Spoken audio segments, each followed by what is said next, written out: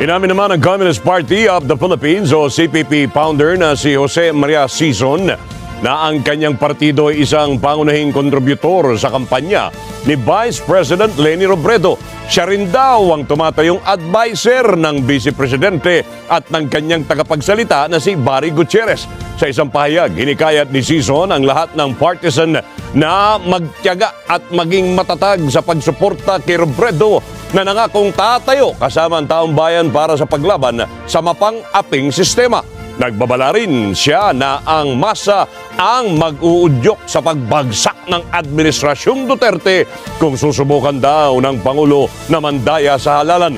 Nasentro ang pahayag ni SISON sa kampanya at strategy ng mga Vice Presidente kung saan hindi raw sinasadya na naging bahagi siya. Pag-amin pa ni SISON, ilang beses siyang nakausap sa telepono ni Gutierrez kung saan inilatag niya ang ilang mga punto kung paano simulan ang pag-atake ng media sa iba pang kandidato sa pagkapangulo, partikular na sina Mayor Isko Moreno at Presidential Candidate Bongbong Marcos Jr.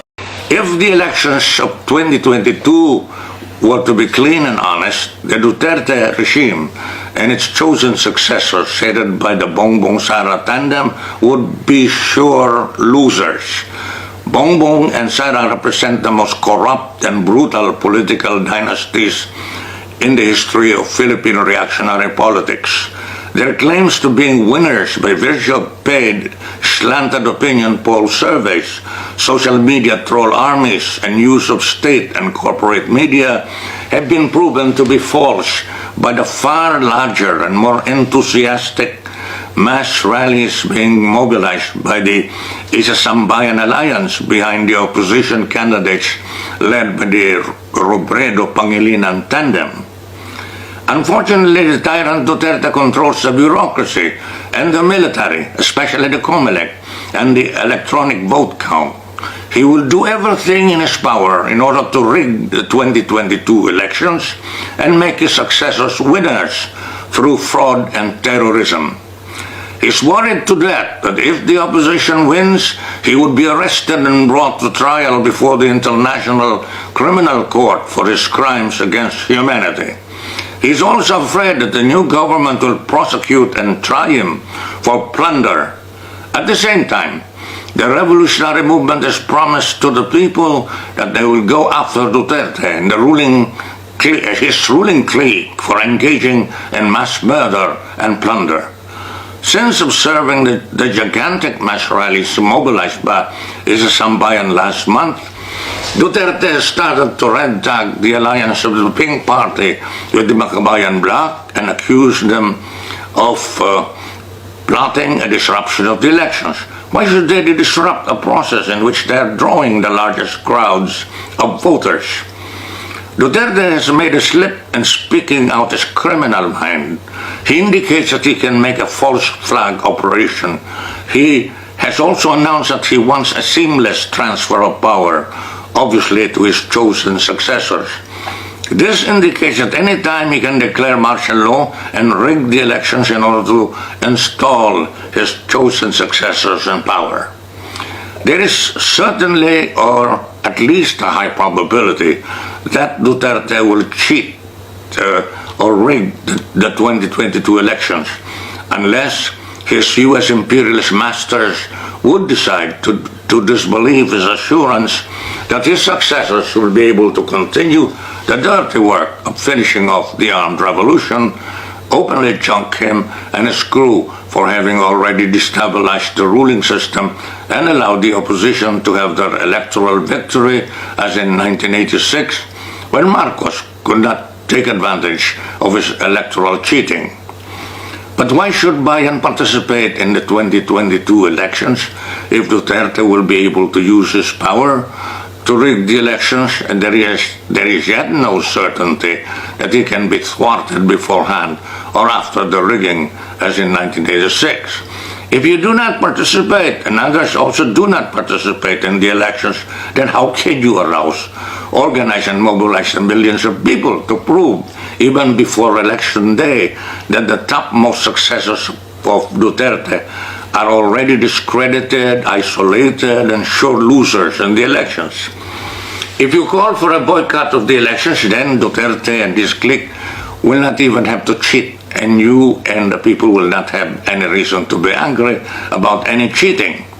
It is not the role and task of Bayan, Makabayan Bloc, Bayan Muna, and other partyless groups to conduct themselves like the revolutionary forces of the people that are banned from participating in the 2022 elections and that are in favor of building the people's revolutionary government in opposition to the reactionary state.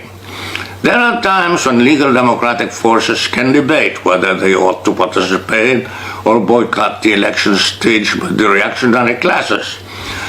But so far, with regard to the elections of 2022, there is still an opportunity wide enough for them to expose and oppose the electoral fraud and terrorism being prepared by the Duterte regime. If the Duterte regime succeeds in putting in power his chosen successors headed by Bongbong and Sara, there is the prospect of gigantic mass actions of the people rising up to prevent the usurpation of power as in 1986. But it is also possible this may not arise as quickly as in February 1986, because Duterte has already threatened to make a seamless transfer of power by declaring martial law in order to suppress the people and opposition forces through mass arrest, exemplary killings, censorship, confiscations, and other foul acts. In that case, the alternative for the people is to resist in ways similar to those of the people who have dedicated themselves to the armed revolution. And certainly, the People's Democratic Revolution, through protracted People's War, will become stronger because of the grave political and economic crisis of the ruling system. As the dominant power in the Philippines, U.S. imperialism will have to weigh whether to believe that the Marcos Duterte tandem will be able to continue successfully the brutal campaign of anti-communist oppression, or let the Robredo Pangilinan tandem take power and try to stabilize the situation as Cory Aquino did in 1986. I presume that the U.S. knows the prospective real winner in the 2022 elections from the usual opinion poll survey that the CIA secretly directs from month to month before election day in the Philippines. If an Aquino type of regime like that of Robredo Pangilinan will arise, we can expect the usual first 6 months to 1 year of the regime to be a period in which there will be public or third-party clamor for resuming the GRP and NDP peace negotiations, and the contending parties will have to make their best possible responses to such clamor. I would expect Bayan to be among those progressive forces putting forward its own timely people's agenda to encourage substantive negotiations on social, economic, and political reforms until U.S. imperialism, the big compradors and landlords, and the reactionary military officers pressure the high bureaucrat capitalists in place to slow down on the peace negotiations and speed up the campaign of military suppression.